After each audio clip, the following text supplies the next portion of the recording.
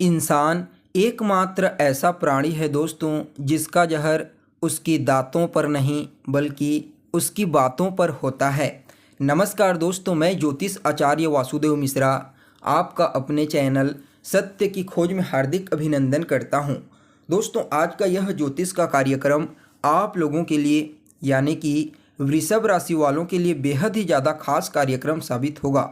आज हम चर्चा करेंगे आपके साप्ताहिक राशिफल के बारे में। जी हाँ दोस्तों, हर बार की तरह इस बार भी मैं आपको बताऊंगा आप लोगों के लिए कैसा रहेगा आपके जीवन काल का 11 दिसंबर से लेकर 17 दिसंबर के मध्य का समय। जी हाँ, संपूर्ण साप्ताहिक राशिफल के बारे में चर्चा करेंगे, जिसमें मैं आपको बताऊंगा विस्तार के साथ ग्रहों की स्थिति के आधार पर किस प्रकार का परिणाम आपको आने वाले 7 दिनों में देखने को मिलेगा और जो ग्रह नेगेटिव रूप से नकारात्मक तरीके से आपको प्रभावित करेंगे उसे अपने फेवर में करने के लिए क्या उपाय आपको करना चाहिए, हर एक जानकारी विस्तार के साथ आपको बताएंगे। इसलिए कार्यक्रम को बिना मिस किए अंत तक देखिए। और अगर आप अपनी जन्म कुंडली पर हमसे परामर्श लेना चाहते हैं तो वीडियो के अंदर और डिस्क्रिप्शन बॉक्स में आपको नंबर मिल जाएगा, जहां से आप संपर्क करके जन्म कुंडली का विस्तार के साथ अध्ययन करवा सकते हैं। तो दोस्तों देखिए, साप्ताहिक राशिफल में मुख्य रूप से चंद्रमा के गोचर की गणना की जाती है, क्योंकि चंद्रमा मन का कारक होता है और जो कुछ भी हम सोचते हैं उसे ही अपने कार्य क्षेत्र में, पारिवारिक जीवन में और सामाजिक जीवन में इम्प्लीमेंट करते हैं। तो ऐसे में अगर इस सप्ताह चंद्रमा की स्थिति के बारे में बात की जाए तो सप्ताह की शुरुआत में 11 और 12 तारीख को चंद्रमा वृश्चिक राशि में गोचर करेंगे। वृश्चिक राशि चंद्रमा की नीच राशि होती है शास्त्र के आधार पर, जिसकी वजह से इस समय आपको ज़्यादा टेंशन और तनाव लेने से बचना चाहिए। हालांकि यहाँ पर मंगल भी मौजूद रहेंगे, जिसकी वजह से चंद्रमा का नीच भंग राजयोग का निर्माण होगा, जो काफ़ी हद तक आपको तनाव और परेशानियों से तो मुक्ति दिलाएगा ही दिलाएगा। साथ ही माता लक्ष्मी की कृपा इस समय विशेष रूप से आपके ऊपर बरसेगी। तो वहीं सप्ताह के मध्य में 13 और 14 तारीख को चंद्रमा धनु राशि में गोचर करेंगे, जो देवगुरु बृहस्पति की मूल त्रिकोण राशि है। यहाँ पर बृहस्पति की नवम दृष्टि पड़ेगी, जिसकी वजह से गज केसरी योग के समान प्रभाव आपको देखने को मिलेगा। तो कुछ हद तक यह जो समय है 13 और 14 तारीख का आपके फेवर में आता हुआ महसूस होगा। तो वहीं दोस्तों, सप्ताह के अंतिम पड़ाव में यानी कि 15, 16 और 17 तारीख को चंद्रमा का जो गोचर है वह मकर राशि के ऊपर देखने को मिलेगा और यहाँ पर केतु की पंचम दृष्टि पड़ेगी चंद्रमा के ऊपर, जिसकी वजह से फिर से टेंशन तनाव की स्थिति बनेगी और कुछ भ्रामक स्थितियाँ उत्पन्न हो सकती है। इसलिए कोई भी निर्णय लेने से पहले आपको हर पहलू का अच्छे से निरीक्षण कर लेना चाहिए।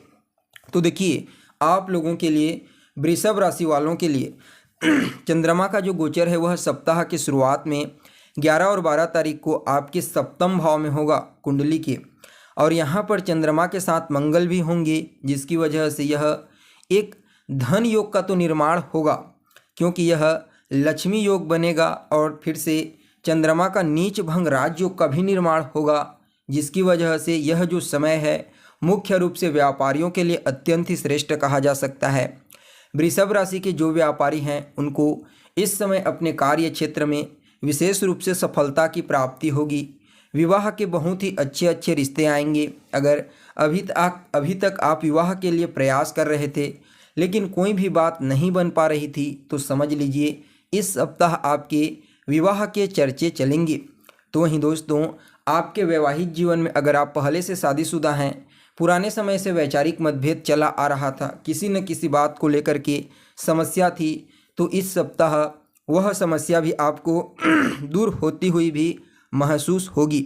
यानी कि आपके वैवाहिक जीवन में खुशियों का आगमन होगा और दूसरे संतान की तरक्की के अवसर खुलेंगे। खानदानी संपत्ति से रिलेटेड अगर कोई विवाद था तो वह दूर होगा। लव लाइफ में भी बेहतर सुधार के ऑप्शन यहाँ पर दिखाई दे रहे हैं।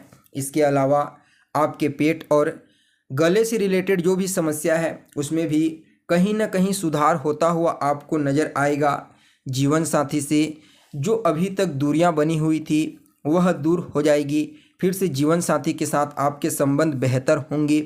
इसके अलावा वैवाहिक जीवन में तो खुशियों का आगमन होगा ही होगा और विवाह के रिश्ते आएंगे ही आएंगे। साथ में रिश्तेदारों की तरफ से या फिर सरकार की तरफ से आपको कुछ धन की प्राप्ति भी हो सकती है। इसके साथ ही दोस्तों देखा जाए तो आपकी सामाजिक वैल्यू बढ़ने वाली है, मतलब समाज में मान सम्मान और प्रसिद्धि आपके बढ़ेगी। जो लोग रिसर्च के फील्ड में कार्य करते हैं, पार्टनरशिपिंग का कार्य करते हैं, यानी कि किसी भी कार्य को पार्टनरशिप में करते हैं, तो मैं कह सकता हूं उनके लिए यह समय ज़बरदस्त धनदायक साबित होगा। अगर आप कुछ मोटा इन्वेस्टमेंट करने के बारे में सोच रहे हैं, कुछ भी आप निवेश करने के बारे में सोच रहे हैं, तो निश्चित तौर पर आप इस समय निवेश कर सकते हैं। इसके अलावा कुछ हद तक सेपरेशन की स्थिति भी दिखाई दे रही है, उसमें सुधार होगा। और नौकरी के क्षेत्र में जो सालों से परिवर्तन आप करना चाह रहे थे लेकिन कोई बेहतर ऑप्शन आपको नहीं मिल पा रहा था, तो समझिए वह ऑप्शन आपको इस समय मिलता हुआ महसूस होगा। तो वहीं दोस्तों 13 और 14 तारीख को गज केसरी योग के समान परिणाम आपको प्राप्त होगा, जिसकी वजह से इस समय आप कानूनी परेशानियों से बचेंगे। आपका संपर्क बड़े बड़े और अच्छे लोगों से होना प्रारंभ हो जाएगा। धन स्थान पर दृष्टि पड़ने की वजह से धन प्राप्ति का योग बनेगा और वैवाहिक जीवन में लव लाइफ में जो मतभेदता थी, वैचारिक मतभेदता, उसमें काफ़ी हद तक सुधार होता हुआ आपको महसूस होगा। हालांकि इस समय आपको अपनी वाणी पर विशेष रूप से नियंत्रण रखने की आवश्यकता है। साथ ही साथ पेट और पैरों से संबंधित समस्याओं से भी आपको बहुत हद तक मुक्ति मिलने वाली है। खानदानी संपत्ति को लेकर के, सेल परचेस को लेकर के जो समस्या थी वह भी दूर होगी और भाई बहनों के साथ भी जो अभी तक वाद विवाद, कोई वैचारिक मतभेद चल रहा था, वह भी आपको ठीक होता हुआ नजर आएगा। इस समय माता के साथ संबंध बेहतर होंगे, इसमें कहीं कोई शक नहीं है। शिक्षा में थोड़ा ज़्यादा ही संघर्ष आपको करना पड़ सकता है। इसके अलावा लॉटरी सट्टा शेयर के क्षेत्र में थोड़ा सावधान ही रहें तो आपके लिए बेहतर होगा। तो वहीं दोस्तों सप्ताह के अंतिम पड़ाव में 15, 16 और 17 तारीख को आपके लिए लाभदायक स्थिति का निर्माण होगा। लंबे समय से जो पदोन्नति के रास्ते आपके लिए नहीं खुल रहे थे, वह रास्ते अब खुलना प्रारंभ हो जाएंगे। इस समय थोड़ा सा आपको अपने कार्य क्षेत्र में शांति बनाए रखने की सलाह दी जाती है। कोई बड़ा इन्वेस्टमेंट करने के बारे में सोच रहे हैं तो अनुभवी लोगों की सलाह ले लीजिए और आप किसी भी प्रकार का कोई भी फैसला हड़बड़ी में ना ले तो आपके लिए बेहतर होगा। इसके अलावा देखा जाए तो छोटे भाई बहनों के द्वारा आपको सपोर्ट तो मिलेगा ही मिलेगा। साथ ही जो भावनात्मक चीज़ों को लेकर के आप परेशान थे, भावनात्मक रिश्तों को लेकर के जो आपका धन खर्च हो रहा था, वह भी इस समय आपके कंट्रोल में आएगा। यानी कि इस समय आप फिजूल के खर्च नहीं करेंगी। और लॉटरी सट्टा शेयर के क्षेत्र में उतना लाभ तो दिखाई नहीं दे रहा है, लेकिन फिर भी अगर आपकी कुंडली में पंचम भाव की स्थिति अच्छी है, बुध की स्थिति अच्छी है, अष्टम भाव का स्वामी बलवान है, तो निश्चित तौर पर अभी आप पैसा इन्वेस्टमेंट कर सकते हैं। वहाँ पर आपको लाभ की प्राप्ति हो सकती है। लेकिन ऐसे ग्रहों की स्थिति कुंडली में नहीं है तो इस समय आपको बचना चाहिए।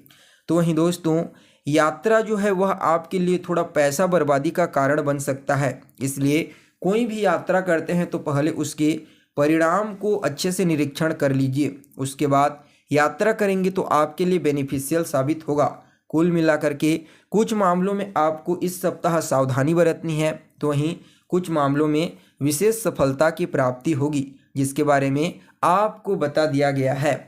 तो दोस्तों फिर भी इस सप्ताह को और ज़्यादा बेहतर बनाने के लिए रोजाना माता लक्ष्मी के किसी मंत्र का या फिर लक्ष्मी चालीसा का पाठ करना प्रारंभ कर दीजिए और चंदन का टीका लगाइए, आपके लिए सप्ताह श्रेष्ठ साबित होगा। तो दोस्तों कैसी लगी आपको जानकारी कमेंट करके बताइए। फिर मिलते हैं एक नए और ताज़ा एपिसोड में, तब तक के लिए नमस्कार।